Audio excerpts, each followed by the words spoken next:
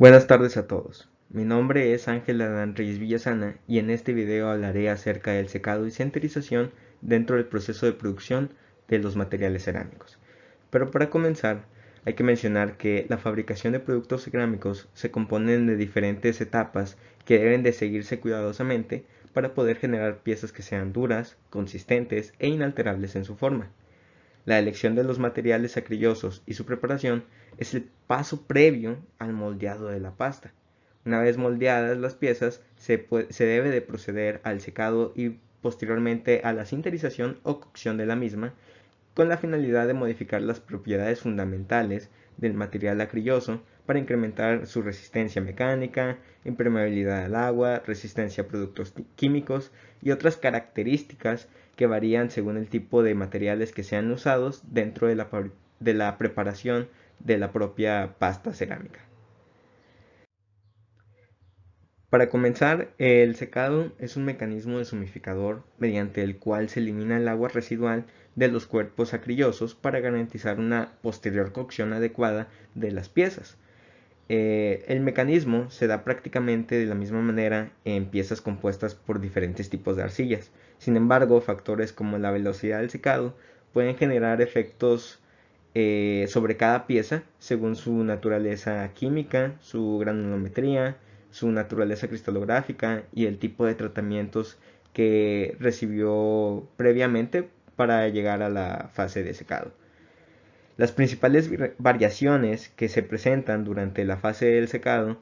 se generan por la cantidad de agua residual en las piezas, sus dimensiones, su resistencia a la fricción y la plasticidad de las piezas.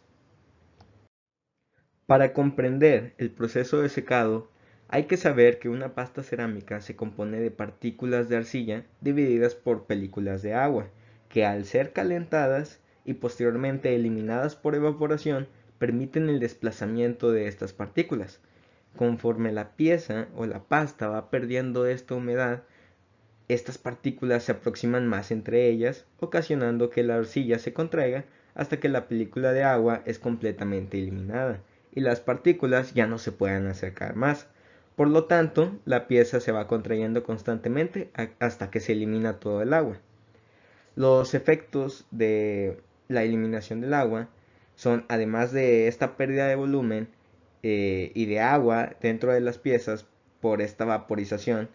se presenta también un cambio en el color de la pasta. Se presenta también mayor rigidez y un incremento considerable en su resistencia mecánica.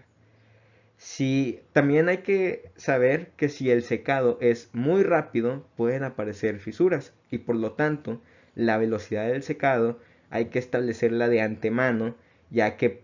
pues va a depender del tamaño y forma que tenga la pieza. Para eliminar la humedad contenida en los materiales cerámicos se pueden emplear métodos mecánicos como son la sedimentación, la filtración y la centrifugación, que resultan ser un poco más económicos que los métodos de secado térmico. Sin embargo, los métodos de secado térmico son más completos ya que permiten una mejor eliminación de la humedad mediante la evaporación, ya sea utilizando o no una corriente gaseosa. Lo más común en las industrias es que el secado se dé por evaporación con aire, es decir, se usa un método natural en el que la pieza transfiere su humedad contenida al aire por la diferencia de presión entre el vapor que genera la humedad dentro del sólido y la presión de la corriente de aire. La elección del método deshumificador depende mucho de la cantidad de agua contenida dentro de la pieza, la velocidad de secado que se requiere y de la disponibilidad que se cuenta para poder realizar este método de secado.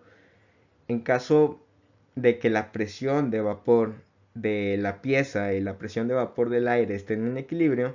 el proceso de secado se detiene y se tiene que recurrir a métodos que fuercen este proceso de secado por evaporación. Se pueden utilizar hornos para calentar la pieza o bien un equipo deshumificador en el espacio en el que se esté dando este proceso de eliminación de agua. Cuando una pieza se seca a temperatura ambiente, Al evaporarse el agua se produce un descenso de la temperatura en su superficie, lo que permite el flujo del agua hacia la superficie, facilitando este proceso de secado. En cambio, si la pieza se produce a un secado térmico, es decir, se introduce a un horno o se usa un deshumidificador, su superficie se va a calentar antes que el interior, de manera que el flujo de agua, en lugar de ir hacia afuera, va a ir hacia adentro, va a ir hacia el interior de esta misma pieza, generando diferencias de humedad en diferentes áreas de esta misma, volviéndola más propensa a sufrir una ruptura. Para evitar que esto ocurra, el proceso de secado debe comenzar en el momento en el que la pieza tenga la misma temperatura, lo que se logra manteniendo la máxima temperatura y la humedad relativa del secado caliente próxima al punto de rocío. Con ello, la pieza comenzará a sudar y por la eliminación de agua de su superficie, la temperatura disminuirá y permitirá el flujo correcto de la humedad. Posterior al secado de una pieza cerámica, se continúa con la cocción o sinterización de la misma, que es un proceso mediante el que un sistema de partículas individuales o un cuerpo poroso o pulburento evoluciona hacia un estado de máxima compactación, es decir, de porosidad mínima. El grado de sinterización depende de las características del material, la temperatura que se use, el tiempo y la atmósfera del horno que se use para este proceso. La etapa de sinterización es importante en el proceso de preparación de materiales cerámicos porque en ella el producto adquiere resistencia y forma. Es durante la sinterización eh, que los poros disminuyen su tamaño, resultando en un producto mucho más denso y fuerte, con lo que se produce un mejor aprovechamiento del espacio que ocupa la pieza, desapareciendo huecos y consecuentemente pues disminuyendo la porosidad.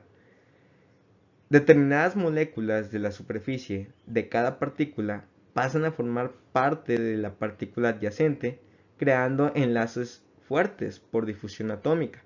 Según aumenta la temperatura, las superficies se hacen más resbaladizas y se aproximan más las partículas entre sí, acelerando su unión y creando un material cada vez más denso. Las partículas pequeñas aumentan la superficie de contacto, creando muchas más uniones superficiales y haciendo el bloque desinterizado cada vez más resistente. Sin embargo, hay que tomar en cuenta que para este proceso los polvos, los materiales en polvo,